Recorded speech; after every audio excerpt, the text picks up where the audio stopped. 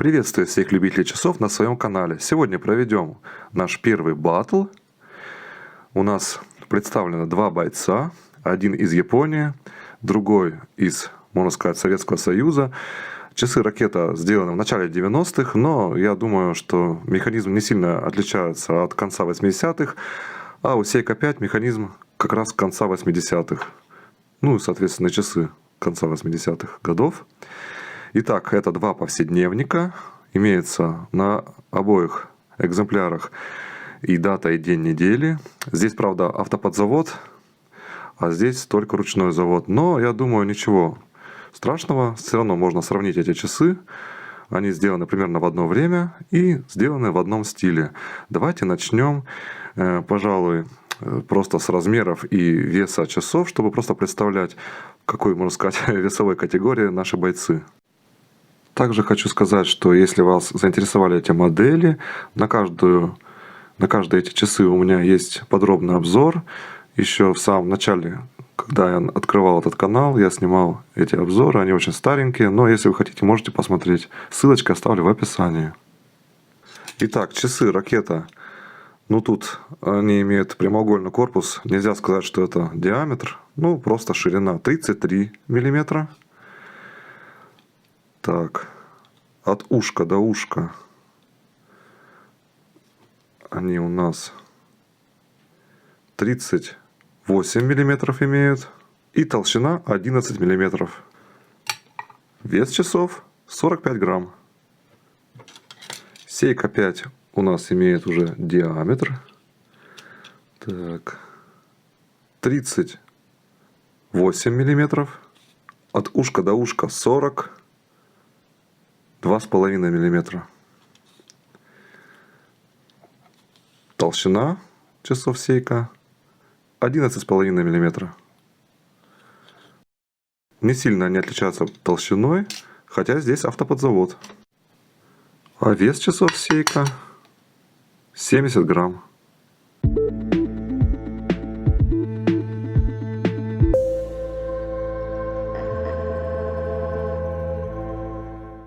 Итак, у нас первый бой, и это дизайн.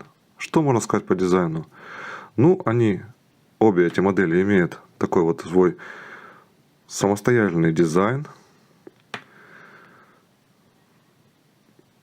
Здесь циферблат имеет такую текстурную поверхность, накладные меточки. По дизайну я бы сказал, что часы ракета довольно-таки симпатичные, интересные и красивые часы. И они сохранили свою красоту до наших дней. Что касается Seiko 5, здесь мы видим очень интересные полоски, которые вот при игре света появляются, то исчезают. Также золотистый ободок, золотистые стрелки. Все сделано очень красиво. Форма корпуса такая очень интересная. Тоже я вам скажу, что дизайн отличный. Для того времени и в современное время тоже можно носить такие часы. Тем более сейчас винтаж в моде. Дизайн у обоих экземпляров отличный. И оба бойца получают по одному очку. И Seiko, и ракета. Далее. Следующий бой это ремешок-браслет. Ну, изначально, конечно, на этих часах Seiko стоял браслет штампованный. Здесь я даже и не знаю, что стояло. Если советский браслет, то он, в принципе, тоже был штампованный. Если, конечно, тут стоял кожаный ремешок изначально. Но, насколько я помню, в советских часах советские часы продавались вообще без ремешка. То есть покупатель должен был сам купить ремешок. Поэтому я здесь поставлю 0. И здесь я тоже поставлю 0, потому что браслет на самом деле был ужасен. Эти часы у меня давно. Я помню этот браслет. У него сломалась застежка. Часы неоднократно из-за этой застежки падали с руки. И впоследствии этот браслет был выкинут в помойку. В общем, ничего хорошего про браслеты сказать не могу. Тоже поставлю за браслет 0. И вообще, очень интересно, на Авито люди спрашивают оригинальный браслет, хотят получить часы с оригинальным браслетом, а спрашивается зачем? Сейчас можно купить какой-нибудь на Алиэкспресс браслет литой и поставить сюда. Зачем вам оригинальный штампованный браслет, который имеет ужасную застежку, который постоянно пачкается и туда забиваются потожировые всякие частицы, штампованные части, задние части браслета. Зачем вам он нужен? Вообще непонятно. Ну, в общем, за браслеты поставлю 0 каждой модели. Так, и теперь корпус. Что касается корпуса. У Seiko 5 корпус из нержавеющей стали, имеет обработку. Тут есть и зеркальное, и сатинирование. Корпус прекрасен, он очень хорошо дожил до наших дней. Часы много раз носились на руке, и этому корпусу время ничего не смогло сделать.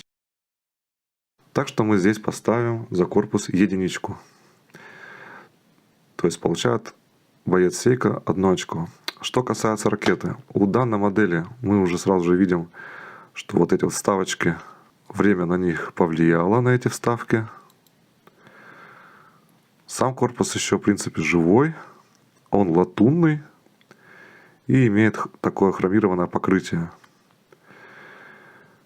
Ну, еще хочу добавить, что у Seiko 5 есть какая-никакая водозащита, завинчивающаяся крышка задняя, а здесь крышка-хлопушка с такой вот прорезью. То есть тут водозащиты практически никакой нет. Соответственно, нет защиты, механизму тяжело. Он получает различные дозы влаги и пыли. А этому механизму гораздо легче служить, потому что у него хорошая водозащита. Вот, этот корпус, конечно, еще, в принципе, дожил до наших дней, но просто потому, что эти часы носились очень редко. Только по этой причине он дожил. Вот, может, хочу показать вам, что такие вот часы-ракета. Их использовали часто. И вот посмотрите, что бывает с такими корпусами. Вот мы видим вот эту латунь, видим, как покрытие в месте, где заводная головка стоит. Человек заводил часы, пользовался ими и, соответственно, столько раз их заварил, что это место просто протерлось. И вот мы тут видим тоже следы. Это, мне кажется, просто пот соприкасался вот с этим корпусом, и потихонечку вот такие черные точки появились из затертости. То есть, если бы эти часы носились часто, то у них была бы такая же история.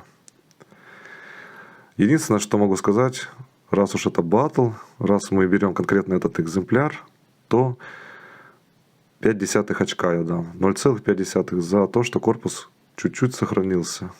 Друзья, рекомендую вступить в мою группу ВКонтакте. Уютная атмосфера, интересные статьи, розыгрыши и новости часового мира. Ссылка в описании. Итак, продолжаем дальше. Поговорим о стекле. Здесь у нас стоит минеральное стекло, здесь плексигласовое стекло. Или органическое, как еще его называют. В общем, что могу сказать? Есть всего 3 типа стекла. Плексигласовое, минеральное и сапфировое. Ну, там еще у Seiko есть всякие харликсы и всякое такое, но в основном это 3 варианта. Вот посмотрите, минеральное стекло, оно, конечно, износостойкое, но вот тут, сейчас покажу, есть такие царапины, которые дошли до наших дней. Часы носились, повторюсь, часто. Вот мы видим царапины, паутинки такие. И заполировать их довольно-таки сложно. Довольно-таки сложно от них избавиться. То есть первозданный вид, и это стекло сделать практически невозможно. Заполировать его очень сложно. Это стекло носилось редко, соответственно, здесь практически никаких следов нет. Но если бы они здесь даже были, то их очень легко и просто заполировать. То есть это стекло вернуть в первозданный вид очень просто. Вот только вот из-за этого я поставлю здесь за стекло 0,5, потому что можно вернуть легко первозданный вид. А так как здесь стекло износостойкое, более качественное, но первозданный вид не вернуть. Я тоже здесь сделаю 0,5.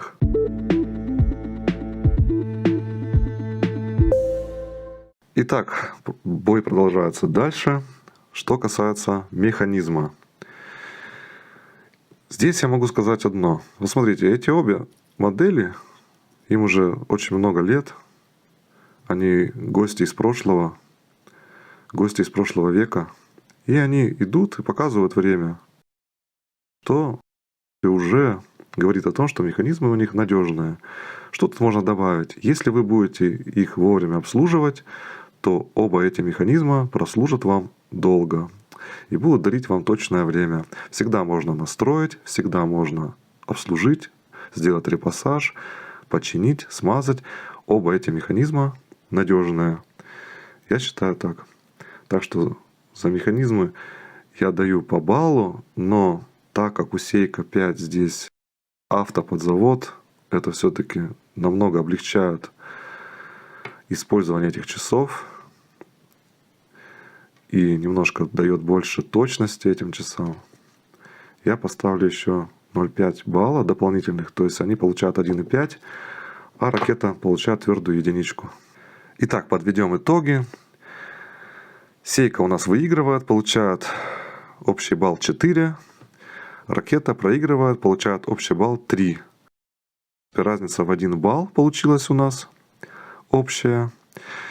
Ну что тут можно добавить? Если вы любите советский винтаж, советские часы, чувствуете их дух, то в принципе какая, разница? Неважно, что там есть какие-то недочеты или их нету.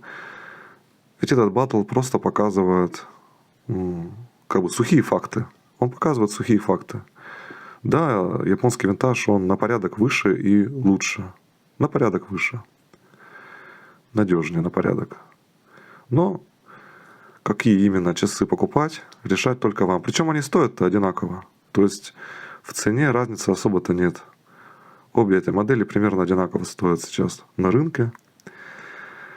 Самое главное это смотреть на их состояние. Потому что и здесь могут быть очень убитые варианты, и здесь могут быть необслуженные долго убитые варианты. Но если часы обслуживались и имеют нормальный внешний вид, то они могут стоить примерно одинаково.